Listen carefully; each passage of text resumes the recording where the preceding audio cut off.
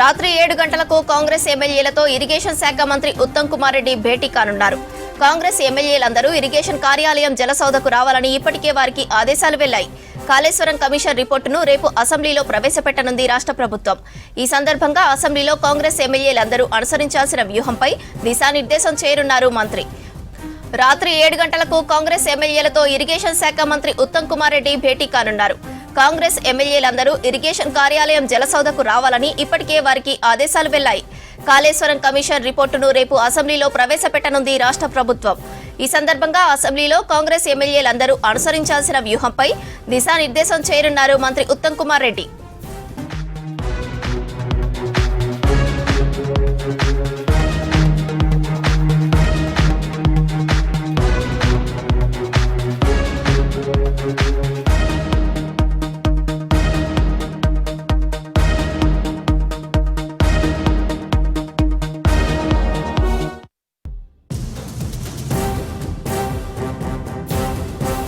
Kaleshwaram project నిర్మాణంలో అన్ని తానే అని గొప్పలు చెప్పుకున్న కేసీఆర్ అసెంబ్లీకి వచ్చి వివరణ ఇవ్వాలన్నారు మంత్రి కోమటిరెడ్డి వెంకటరెడ్డి. కేసీఆర్ అసెంబ్లీకి రాకపోతే తప్పు ఒప్పుకున్నట్లే అన్నారు. కేసీఆర్ హయాంలో కట్టిన కాళేశ్వరం ఆయన హయాంలోనే కూలిందని విమర్శించారు. కాళేశ్వరంపై వేసిన కమిషన్ జడ్జి సుప్రీంకోర్టు జడ్జిగా పనిచేశారన్నారు. కాళేశ్వరంపై సమగ్ర విచారణ జరిపిన తర్వాతే ప్రభుత్వానికి నివేదిక ఇచ్చారన్నారు. కాళేశ్వరం కమిషన్ రిపోర్టుకు భయపడే కేసీఆర్, హరీష్ రావు కోర్టుకు వెళ్లారని విమర్శించారు మంత్రి. కాళేశ్వరం కమిషన్ నివేదిక తప్పు అని భావిస్తే కేసీఆర్ అసెంబ్లీకి వచ్చి ప్రతిపక్ష నేతగా జీతభత్యాలు తీసుకుంటున్న కేసీఆర్ కు అసెంబ్లీకి వచ్చే బాధ్యత ఉంటుందన్నారు. అసెంబ్లీలో కాళేశ్వరం పూర్తి నివేదికపై కంప్లీట్ గా చర్చ ఉంటుందని తెలిపారు. కాళేశ్వరంపై 1,00,000 కోట్లు తిన్న వాళ్లను వదిలే ప్రసక్తే లేదన్నారు. తప్పకుండా ప్రజల ముందు దోషులుగా నిలబెడతామన్నారు. తప్పు చేసిన వాళ్లను ఏం చేయాలో ప్రజలే నిర్ణయిస్తారన్నారు. కాళేశ్వరంపై పెట్టిన శ్రద్ధ 10 ఏళ్లు డిండి, పాలమూరు లాంటి ప్రాజెక్టుల మీద ఎందుకు పెట్టలేదని ప్రశ్నించారు మంత్రి కోమటిరెడ్డి వెంకటరెడ్డి.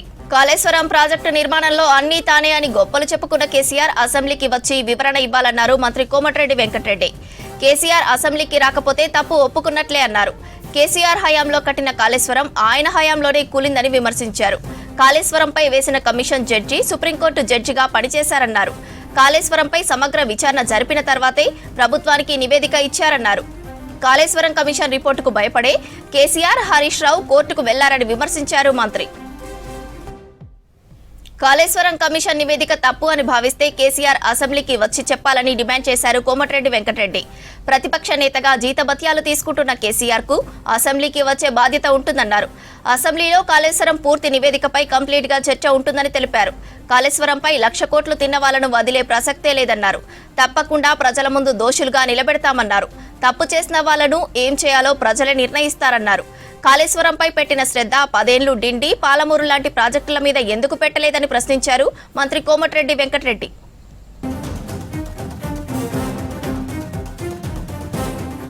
3-4 రోజులుగా కురిసిన భారీ వర్షాలకు నిర్మల్ జిల్లా బాసరలో గోదావరి నది ఉగ్రరూపం దాల్చింది. గోదావరి ఉధృతికి బాసర పరివాహక ప్రాంతాలు నీట మునిగాయి. లోతట్టు ప్రాంతాలు జలమయం అయ్యాయి. ఇండ్లలోకి వరద నీరు చేరడంతో ప్రజలు తీవ్ర ఇబ్బంది పడుతున్నారు. పలు గ్రామాలకు రాకపోకలు నిలిచిపోయాయి. బాసరలో వరదలపై మరింత సమాచారం అంజయ్ అందిస్తారు. బాసర గోదావరిలోకి ప్రళయాన్ని తలపించేలా వరద నీరు వచ్చి చేరుతుంది. మనం ప్రస్తుతం బాసర గోదావరి వద్ద ఉన్నాం. ఒక్కసారి బాసర గోదావరిని పరిశీలిస్తే ప్రధానంగా గతంలో ఎన్నడలేని విధంగా రికార్డు స్థాయిలో వరద నీరు వచ్చి చేరుతుంది. ఒక ఉప్పెనను, అదేవిధంగా ఒక ప్రళయాన్ని తలపిస్తే ఏ విధమైన వరద నీరు వచ్చి చేరుతుందో అలాంటి వరద నీరు బాసరలో కనిపిస్తుంది. కనుచూపు మేరకు ఎక్కడ చూసినప్పటికి కూడా వరద నీరుతోని కనిపిస్తున్న దృశ్యాలు చూస్తున్నాం. ముఖ్యంగా గతంలో ఎప్పుడు లేని విధంగా వరద నీరు రావడం పట్ల బాసరకి సంబంధించిన ప్రజల్లో ఒక ఆందోళన వ్యక్తమవుతుంది. ముఖ్యంగా ఇప్పటికే బాసర పుష్కర ఘాట్ల వద్ద ఏవైతే పుష్కర ఘాట్లు బాసరలో ఉన్నాయో ఆ పుష్కర ఘాట్ల వద్ద భక్తులు స్నానమాచరిస్తారు. కానీ ఇక్కడ మాత్రం బాసరకి సంబంధించిన ఏదైతే పుష్కర ఘాట్లు పూర్తిగా వరద నీటితో మునిగిపోయిన పరిస్థితి కనిపిస్తుంది. ముఖ్యంగా ఏదైతే అమ్మవారి ఆలయానికి వెళ్ళే మార్గం ఇక్కడికి వచ్చిన తర్వాత పుష్కర ఘాట్ల వద్ద స్నానమాచరిస్తారు. ఆచరించిన తర్వాత అమ్మవారి ఆలయానికి వెళ్తారు. కానీ ఈ ఏదైతే దారి ఉందో దారిని కూడా వరద నీరు పూర్తిగా కప్పేసిన పరిస్థితి. అదేవిధంగా ఇక్కడ పోలీస్ అధికారులు కూడా బందోబస్తు ఏర్పాటు చేయడం జరిగింది. ముఖ్యంగా ఈ ప్రాంతం వైపు అటువైపు వెళ్దామంటే కూడా అడుగు పెట్టలేని విధంగా పూర్తిగా వరద నీరు చేరింది. అదేవిధంగా ఇక్కడనే ఉన్న ఏదైతే బాసరికి తాగునీరు అందించే ఏదైతే లిఫ్ట్ ఉందో ఆ లిఫ్ట్ కూడా మునిగిపోయింది. మనకి ఏదైతే చివరి భాగం ఉందో ఆ చివరి భాగం మాత్రమే కనిపిస్తుంది. ఈ విధంగా బాసరలో ఎక్కడ చూసినప్పుడు కూడా వరద నీరే కనిపిస్తుంది. అటువైపు నిజామాబాద్ జిల్లా ఉంటుంది, ఇటువైపు బాసర ఉంటుంది. ఈ రెండు వైపులా ఏదైతే కలుపుతో ఏదైతే వరద ఉధృతి కొనసాగుతున్న పరిస్థితి కనిపిస్తుంది. ఇక్కడ చూస్తుంటే ఇక్కడ బాసర గోదావరి ఉందా లేకుంటే సముద్రం ఉందా అనే ఒక అనుమానం కూడా కలుగుతుంది. ముఖ్యంగా కనుచూపు మేరకు ఎక్కడ చూసినప్పటికి కూడా ఇదే విధమైన వరద ఉధృతి కొనసాగుతుంది. ఈ ప్రాంతంలో బాసర గోదావరి పరివాహక ప్రాంతంలో ఒకవైపు బాసర పుష్కర ఘాట్లు మునిగిపోయాయి, అదేవిధంగా లిఫ్ట్లు మునిగిపోయాయి. అదేవిధంగా ఏదైతే ఏదైతే గంగమ్మ అమ్మవారి పాదాలని తాకుతూ కూడా గోదావరి ఒక ఉప్పెనలా ప్రవహిస్తుంది. ప్రళయాన్ని తలపించేలా వరద ప్రవాహం కొనసాగుతున్న ముఖ్యంగా ఈ ప్రాంతంలో అధికారులు ఇప్పటికే ప్రజల్ని అప్రమత్తం చేశారు. ఏదైతే లోతట్టు ప్రాంతంలో ఉన్న ప్రజలందరినీ కూడా సురక్షితమైన ప్రాంతాలకి తరలిస్తున్నారు. ముఖ్యంగా ఇక్కడనే ప్రత్యేకంగా ఏదైతే విపత్తును ఎదుర్కోవడానికి ఉండే బృందాలు ఉన్నాయో ఆ విపత్తును ఎదుర్కొనే బృందాల్ని ఇక్కడనే మోహరించడం జరిగింది. మోహరించిన ఆ బృందాలన్నిటి కూడా ఆపరేషన్ కొనసాగిస్తున్నాయి. ఎవరైతే లోతట్టు ప్రాంతాల్లో చిక్కుకొని విలవిలలాడుతున్నారో ఇబ్బందులు పడుతున్నారో వారందరినీ కూడా సురక్షితమైన ప్రాంతాలకి తరలిస్తున్న పరిస్థితి కనిపిస్తుంది. ఈ విధంగా బాసర అమ్మవారి ఆలయానికి వెళ్ళే ఆ దారులు మూసుకుపోవడం, అదేవిధంగా లోతట్టు ప్రాంతాల్లోకి వరద నీరు చేరడం పట్ల ప్రజల్లో తీవ్రమైన ఆందోళన వ్యక్తమవుతుంది. మనం ప్రస్తుతం బాసర ఆలయం వద్ద ఏదైతే 100 రూమ్స్ ఉంటాయి, 100 రూమ్స్ ప్రధానంగా ఈ ఉండే పరిసర ప్రాంతమే మనం చూస్తున్న ఈ ఏదైతే వరద నీటితో కనిపిస్తున్న మార్గం. ఈ మార్గం పూర్తిగా వరద నీటితో నిండిపోయింది. ముఖ్యంగా వసంత పంచమి ఏదైతే నిర్వహిస్తే ఇక్కడికి భక్తులు వచ్చేవాళ్ళు, కానీ ఇప్పుడు ఈ పరిసర ప్రాంతం అంతా చూస్తుంటే ముఖ్యంగా ఇది ఒక చెరువును మరిపించే విధంగా ఈ మార్గం అంతా తయారైంది. ఎక్కడ చూసినప్పుడు కూడా ఎలాంటి వస్తువు కనిపించట్లేదు. కనుచూపు మేర ఇక్కడ నుంచి ఏదైతే బాసర గోదావరి వరకు దారి ఉంటుంది ఆ దారి అంతా కూడా మూసుకొని పోయింది. ఉప్పెనెల వరద నీరు కప్పేసింది. దాంతో ఇక్కడ నుంచి రాకపోకలు లేవు. అదేవిధంగా ఈ ప్రాంతంలో ఏదైతే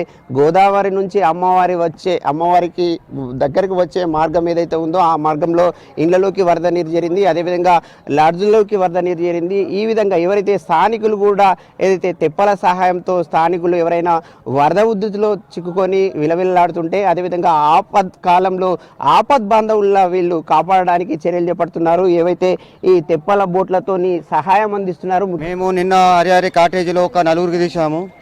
మళ్ళీ ఈరోజు అక్కడ పలుగుట మహారాజు ఉన్నాడు, అక్కడ పోయి అడిగినాము. మళ్ళా పద్మశాలి సంఘం ఉన్నది, అక్కడ వాళ్ళ మహారాజు ఉన్నారు, అక్కడ పోయి వాళ్ళకు తెలుసుకున్నాము ఏంటిది, మరి మీకు ఏమైనా కావాలా, పాలు కావాలా, మరి మీకు ఏమైనా తినటానికి వస్తువులు కావాలని అడిగితే మాకు అన్నీ ఉన్నాయి, మేము మంచిగా ఉన్నాము అని చెప్పారు. అక్కడ వాళ్ళకు మీరు చెప్పారు, మేము ఫోన్లు చేస్తున్నాము ఇప్పటికప్పటికి ఆయన అంటున్నారు వాళ్ళు.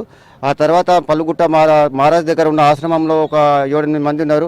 మాకే ఇంకా మీరు తింటారా ఏమని అని అడిగారు. మేము తిని వచ్చాము, మీకోసం మేము వచ్చాము అంటే సరే అంతే మంచిగా ఉన్నాం, ఇక్కడ మీరే జాగ్రత్త వెళ్ళండి చూడండి అక్కడ మరి ఇంకా అక్కడ దాకా పోయి అని మాకు సలహా ఇవ్వడం జరిగింది. మేము కూడా పోయి గోదావరి దాకా పోయి వచ్చినాము, చూసి వచ్చేసినాము. అక్కడ ఎట్లా ఉంది? గోదావరి వద్దకు వెళ్ళి వచ్చామని చెప్తున్నారు కదా, ఎట్లా ఉంది పరిస్థితి? ఏ విధంగా ఉంది? వరద ఉధృతి పెరుగుతుందా తగ్గుతుందా?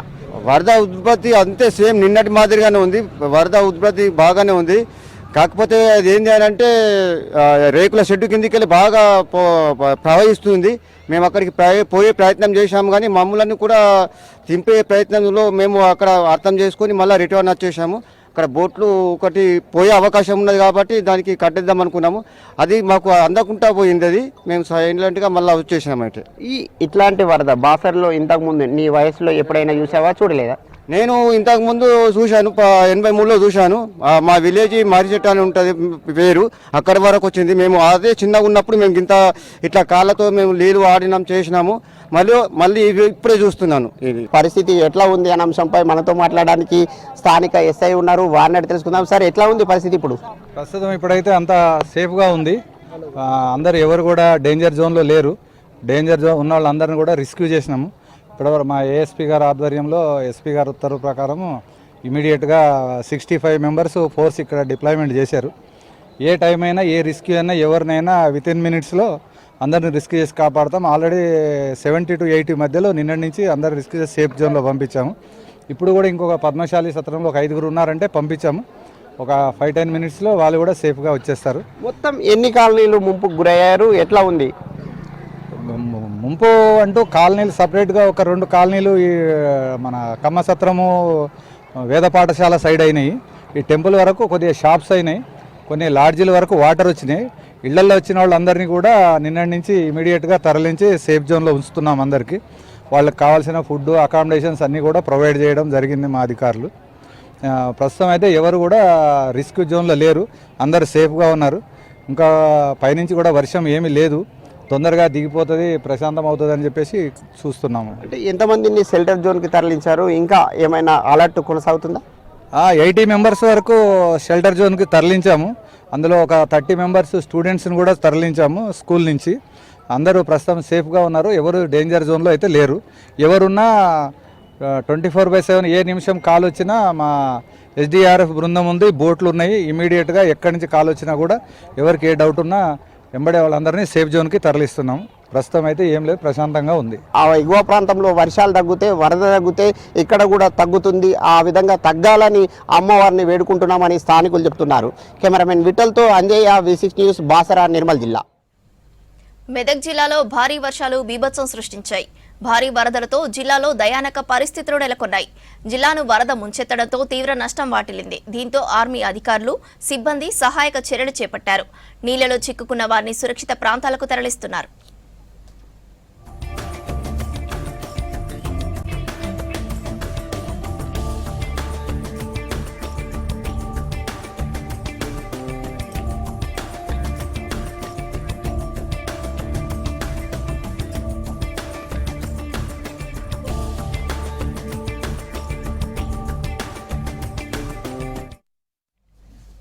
నిజామాబాద్ జిల్లాలో ఎడతెరిపి లేని వానలకు మంజీరా నదికి వరద పోటెత్తింది. నిజాం సాగర్ ప్రాజెక్టులు గేట్లు ఎత్తడంతో సాలూరా మండల మందర్నా, హున్సా, ఖాజాపూర్ గ్రామాలకు రాకపోకలు నిలిచిపోయాయి. గ్రామాల్లోని రోడ్లపై మోకాలు లోతు వరద నీరు నిలిచింది. ముంపు వాసులను సాలూరలో పునరావాస కేంద్రాలకు తరలించారు. వరద ఎఫెక్ట్తో పంటలకు తీవ్ర నష్టం జరిగింది. వరి, సోయాతో పాటు డ్రాగన్ ఫ్రూట్స్ తోటలను వరద నీరు ముంచెత్తింది.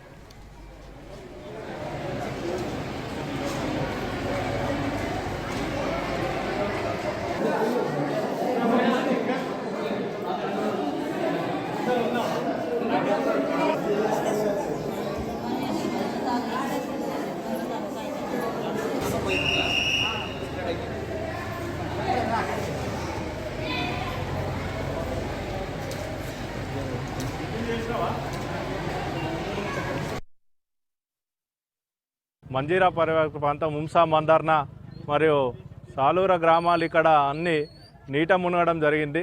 అయితే ఆ నీళ్ళు అనేటి లేండి ప్రాజెక్టు మన నిజాం సాగర్ ఈ వాటర్ బాగా ఫ్లో రావడం వల్ల ఊర్లకు రావడం జరిగింది. కాబట్టి వాళ్ళకు మన ప్రత్యామ్నాయ చర్యలాగా ఏదైతే అధికారులు మరి NDRF సిబ్బంది, పోలీస్ సిబ్బంది, MRO వీళ్ళంతా అందరు ఊకుమ్మడి అందరు కలిసికట్టుగా ఏదైతే ఊర్లోకి వెళ్ళి ఇంటింటికి మరీ తిరిగి వాళ్ళని ట్రాక్టర్లో ఇప్పుడే ఎక్కించుకొని మన ఖాజాపూర్ నుంచి చాలూరు ఏదైతే కొన్ని స్కూల్లో కానీ సంఘంలో కానీ కొన్ని నివాస గృహాలు ఏర్పాటు చేయడం జరిగింది. అక్కడికి వెళ్ళి వీళ్ళకి టిఫిన్స్ కానీ మన భోజనాలు కానీ అన్ని అరేంజ్మెంటు రిస్క్ ఉన్న ప్రాంతాల్లోకి వెళ్ళి మరి అందరికీ ప్రాణహాని కాకుండా ఎటువంటి నష్టం కాకుండా వాళ్ళకి ముందే తీసుకొచ్చి వాళ్ళకి మంచి అన్ని అందుబాటులో ఉండాలని ముందే కోరడం జరిగింది. మనకు శ్రీరామ్ సాగర్ పోయి వాటరు రివర్స్ కొడుతూ మళ్ళీ రివర్స్ పొలాలకు ఊర్లలోకి వస్తున్నాయి.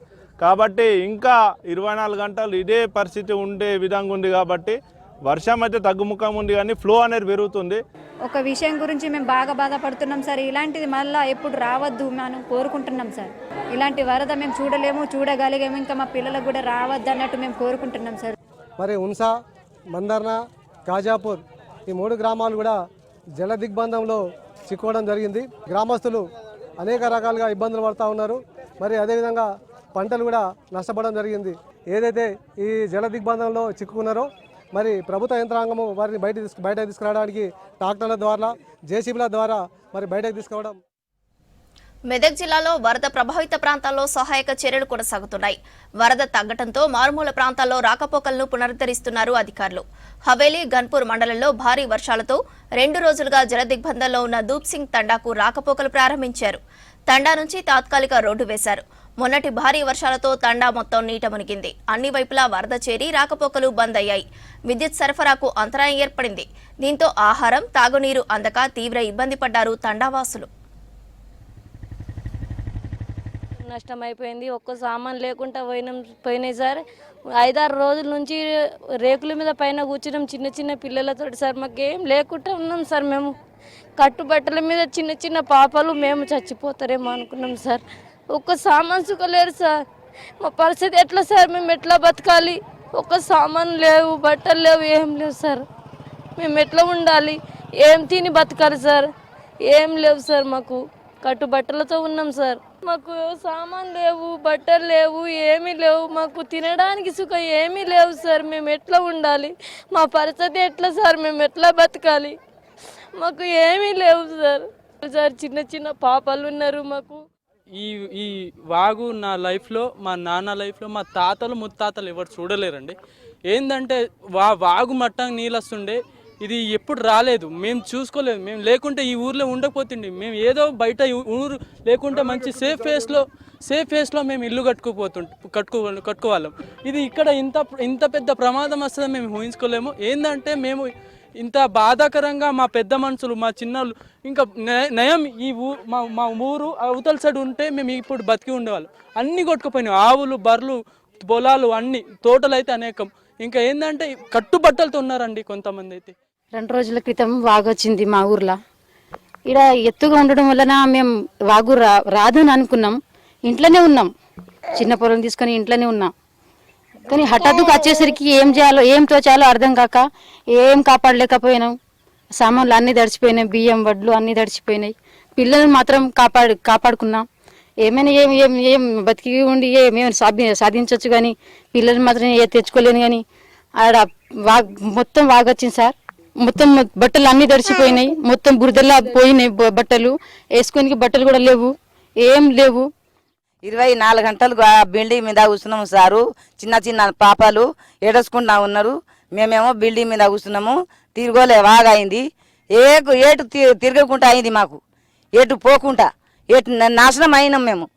చచ్చిపోతామేమో, నాగలా పోతామేమో అట్లా అని మా పరిస్థితి ఏం బాగాలేదు. అట్లా అయిపోయినాం మేము. చూసేవరకెళ్ళే ఇంట్లోనే చేరి వాళ్ళు ఇంట్లోనే ఉన్నారు. మొత్తం తడిచిపోయింది. ఆ తండల నుంచి ఆ వాగుకి ఎక్కినాం, గుట్టకెక్కినాం ఈ చిన్న పిల్లలను ఎత్తుకొని. కొందరు అయితే పట్టీలు పోగొట్టుకున్నారు. ఆ హడావిడిలో ఏం చేయాలో అర్థం కాలే. పానం బతికించుకోవడమే పెద్ద కష్టంగా మారింది. అప్పుడైతే కట్టుకుందామంటే వేరే వాళ్ళు ఆ తండ వాళ్ళు ఇచ్చిర్రు. అక్కడ నుంచి గుట్ట నుంచి పైకి వచ్చినప్పుడు మొత్తం తడిచిపోయినాం. పిల్లలు అయితే ఆకలి అని ఏడుచుడే. ఇక ఎవరు మాకు పట్టించుకున్న వాళ్ళే లేరు. ఇక్కడ ఉన్న నీళ్ళు ఇంట్లోకి బయట అప్పుడే మొత్తం ఇంట్లోకి వచ్చేసింది నీళ్ళు. అప్పుడే చిన్నపిల్లలని ఎత్తుకొని అటు ఈ తండలో లంచ్కి ఇంత నీళ్ళకి వెళ్ళినాం సార్. ఆ తండ వెళ్ళి అటు గుట్టకి ఎక్కినాం. సాయంత్రం వరకు అటే ఉన్నాం సార్. ఆకలితో నీళ్ళు లేక అన్నం లేక అటే ఉన్నాం. సాయంత్రం 7 గంటలకు వచ్చినాం సార్. ఏం తినడానికి లేదు సార్. ఇట్లా అయిపోయింది. మొత్తం బియ్యం అంతా నానిపోయినాయి సార్. బట్టలు అన్నీ నానిపోయినాయి సార్.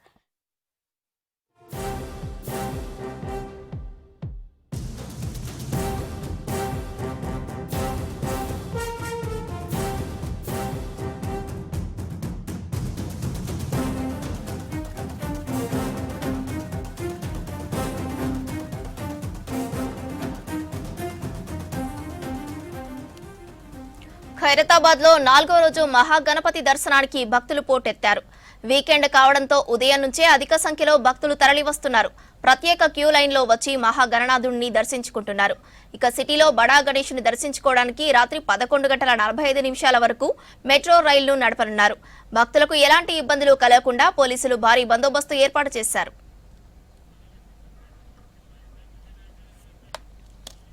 ఇక ఇదే అంశానికి సంబంధించి మరిన్ని డీటెయిల్స్ అనిల్ అందిస్తారు. అనిల్, అప్డేట్స్ ఏంటి?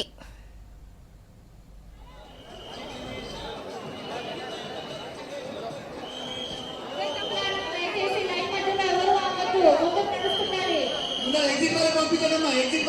స్రవంతి ఖైరతాబాద్ గణనాథుడు ఈరోజు 4వ రోజు భక్తులకు దర్శనమిస్తున్నారు. ఇక వీకెండ్ కావడంతో భక్తుల రద్దీ మాత్రం ఫుల్. ఇక్కడ అన్ని క్యూ లైన్లు కూడా నిండిపోయాయి. ఒకసారి మనకి పూర్తిగా కూడా ఈరోజు 4వ రోజు కావడంతో ఎక్కువగా కూడా వీకెండ్ కావడంతో మాత్రం భక్తులు తరలి వస్తున్నారు. ఈసారి మనం చూడొచ్చు పూర్తిగా కూడా ఎక్కడికక్కడ రోపాటితో సహా ఇక్కడ కొంతమంది బౌన్సర్లను పెట్టి కూడా భక్తులని బయటికి పంపిస్తున్నటువంటి సిచ్యువేషన్ ఉంది. ఇక ఈరోజు ఉదయం నుంచి కూడా గంటకు భక్తుల రద్దీ అనేది పెరుగుతుంది. ఇక ఈసారి దాదాపు ఖైరతాబాద్ గణనాథునికి సంబంధించి 69 అడుగుల శ్రీ విశ్వశాంతి మహాశక్తి గణపతిగా భక్తులకి దర్శనమిస్తున్నాడు. ఇక మరోవైపు ఇటు స్వామివారికి ఇరువైపులా ఇటు కుడి పక్కన శ్రీ జగన్నాథ స్వామి, లక్ష్మీ సమేత హయగ్రీవ స్వామి, తర్వాత ఎడమ పక్కన కన్యకా పరమేశ్వరి శ్రీ గజ్జలమ్మదేవి కొలువుదీరారు. సో ఈ బడా గణేష్ని దర్శించడం కోసం ఇటు నగరం నుండే కాకుండా పూర్తిగా కూడా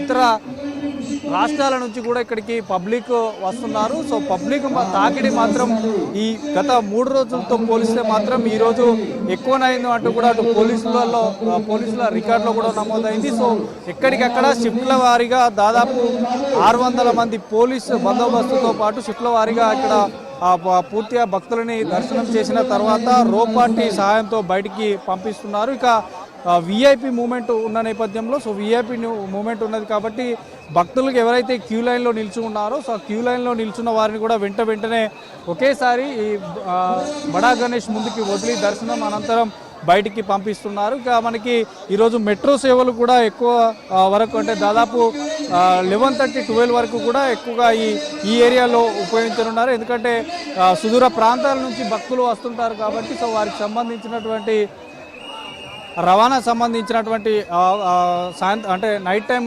ఎక్కువగా ఉంటుంది కాబట్టి సో దూరాల నుంచి వచ్చే వాళ్ళకి మెట్రో సేవలు ఉపయోగించుకోవడానికి సమయంలో కూడా కొంత పొడిగించారు. ఇక మరోవైపు ఇటు మనకి నలువైపులా కూడా ఏదైతే ఇటు ప్రసాద్ ఐమాక్స్ అక్కడ నుండి తర్వాత ఇటు మనకి బిగ్ కాంపౌండ్ నుండి తర్వాత ఇటు బిఎస్ఎన్ఎల్ ఆఫీస్ నుండి తర్వాత ఈ ఏదైతే ఇటు ఖైరతాబాద్కి సంబంధించినటువంటి ఖైరతాబాద్ సర్కిల్ ఏదైతే రైల్వే ట్రాక్ ఉంటుందో సో ఆ వైపు నుండి కూడా ఎక్కువగా భక్తులు వస్తున్నారు. ఇక విఐపి రానున్న నేపథ్యంలో సో ఎక్కడికెక్కడ కొంతసేపు క్యూ లైన్లను కూడా ఆపేస్తున్నారు. ఇక ఖైరతాబాద్ మహాగణపతికి సంబంధించి ప్రతి ఏటా దాదాపు లక్షలాది మంది భక్తులు దర్శించుకుంటారు. ఇతర రాష్ట్రాల నుంచి వస్తుంటారు, నగరం నుంచి వస్తుంటారు. సో రేపు కూడా ఇంతకంటే ఇంకా ఎక్కువగా భక్తుల రద్దీ ఉండే అవకాశం ఉంటుంది. ఎందుకంటే వీకెండ్ కావడంతో అటు ఐటీకి సంబంధించిన ఎంప్లాయీస్తో పాటు ఇక స్నేహితులు కానీ ఇటు స్కూల్ హాలిడేస్, కాలేజీలకు హాలిడేస్ ఉన్న నేపథ్యంలో సో పెద్ద మొత్తంలో భక్తులు తరలి వస్తున్నారు. సో క్యూ లైన్లో ఎక్కువగా నిండిపోవడంతో ఒకేసారి మధ్యలో కొన్ని ఎగ్జిట్ గేట్లు ఉంటాయి. సో వాటిని ఓపెన్ చేసి డైరెక్ట్ బడా గణేష్ ముందుకి వదిలేస్తున్నారు. సో చాలా వరకు కూడా ఇటు కాసేపు అంటే సాయంత్రం 6:30-7 గంటల ప్రాంతంలో కూడా హారతి ఉంటుంది. మనకి విజువల్స్లో చూడొచ్చు. ప్రత్యేక హారతి కార్యక్రమం కూడా మొదలైంది, సాయంకాలం పూజ. సో సాయంకాల పూజ అనంతరం కూడా మళ్ళీ ఇక్కడ వైశ్య సంఘం నుండి కూడా ప్రతిరోజు ప్రసాదాలు పంపిణీ చేస్తారు. సో ప్రసాదాలు పంపిణీ చేసిన తర్వాత కూడా ఇటు భక్తులకి పంచిపెడతారు. ఇక మరోవైపు మనకి నిన్ననే యాగాలు కూడా నిన్న చేసినటువంటి పరిస్థితి, నిన్న యాగాలు చేశారు. మరోవైపు మొన్న 1,00,000 రుద్రాక్ష మాలను కూడా ఇటు మహాగణపతికి సమర్పించారు. సో ఇట్లాంటి కార్యక్రమాలు రోజుకొక కార్యక్రమం ఇక్కడ నిర్వహిస్తుంటారు. సో ఈరోజు సాయంకాలం పూజ తర్వాత కూడా సాంస్కృతిక కార్యక్రమాలతో పాటు కూచిపూడి నాట్యం కానీ సో ఇట్లాంటి కార్యక్రమాలు నిర్వహిస్తున్నారు. సో ప్రజెంట్ మనకి చూడొచ్చు సాయంకాలం పూజ హారతి కార్యక్రమం కూడా ప్రారంభమైంది. సో హారతి కార్యక్రమం అనంతరం కొంతమంది విఐపీలు కూడా దర్శించుకొని ఇక్కడికి వెళ్ళిపోతారు. ఇక మరోవైపు లైన్లలో ఈ క్యూలలో ఎక్కువగా భక్తులు ఉన్న నేపథ్యంలో ఇటు సీసీ కెమెరాలు కూడా ఏర్పాటు చేశారు. ఎందుకంటే దొంగలు కూడా ఎక్కువగా ఉంటున్నారు. కొంతమంది మొబైల్స్ వాలెట్లు కూడా చోరీకి గురవుతున్న నేపథ్యంలో సో వారిని గుర్తించడానికి సీసీ కెమెరాలతో పాటు ఇక ఆకతాయిల పని పట్టడానికి ఇటు సీ టీమ్స్ కూడా ఇప్పటికే 51 మందిని అరెస్ట్ చేశారు. అటు సీ టీమ్స్ కూడా అలర్ట్ అయిపోయాయి. సో చాలా వరకు కూడా ఇక్కడ పోలీసుకి సహకరించాలి, భక్తులు దర్శనం చేసుకుంటూ వెళ్ళిపోవాలంటూ కూడా ఇటు ఈ భాగ్యనగర్ ఉత్సవ సమితి, ఖైరతాబాద్ ఉత్సవ కమిటీ కూడా చెప్తున్నారు. సో వారు కూడా ఎన్సీసీ వాలంటీర్లతో పాటు ఈ ఖైరతాబాద్ ఉత్సవ కమిటీకి సంబంధించినటువంటి కొంత సిబ్బంది కూడా ఉండి భక్తులకు ఎట్లాంటి ఇబ్బందులు కలగకుండా వచ్చిన వారికి వచ్చినట్టు బడా గణేష్ని దర్శనం చేసుకొని బయటికి పంపిస్తున్నారు. ఇక ఈ వైద్యానికి సంబంధించి ఏదైనా ఏమైనా హెల్త్ ఇష్యూస్ వస్తే సో వైద్య ఆరోగ్య శాఖ కూడా ఇక్కడ అంబులెన్సులు కూడా ఏర్పాటు చేశారు. సో గంటకి మాత్రం ఈరోజు ఉదయం నుండి కూడా భక్తుల రద్దీ అనేది పెరుగుతుంది. ఇంకా ఈరోజు ఇప్పుడు దాదాపు 6:30 వస్తున్నాయి, ఇంకా 7-8 అంటే రాత్రి 10 గంటల వరకు కూడా ఫుల్ రష్ ఈరోజు ఉండేటువంటి అవకాశం ఉంటుంది. సో ఉదయంతో పోలిస్తే మాత్రం భక్తుల రద్దీ విపరీతంగా పెరిగింది. ఇక్కడ కొంత సాంస్కృతిక కార్యక్రమాలు కూడా కాసేపట్లో ప్రారంభం కానున్నాయి. సో ప్రజెంట్ మాత్రం బడా గణేష్ వద్ద ఆరతి కార్యక్రమం ప్రారంభమైంది. భక్తుల రద్దీ మాత్రం ఉదయంతో పోలిస్తే ఫుల్గా ఉందని చెప్పొచ్చు శ్రావంతి.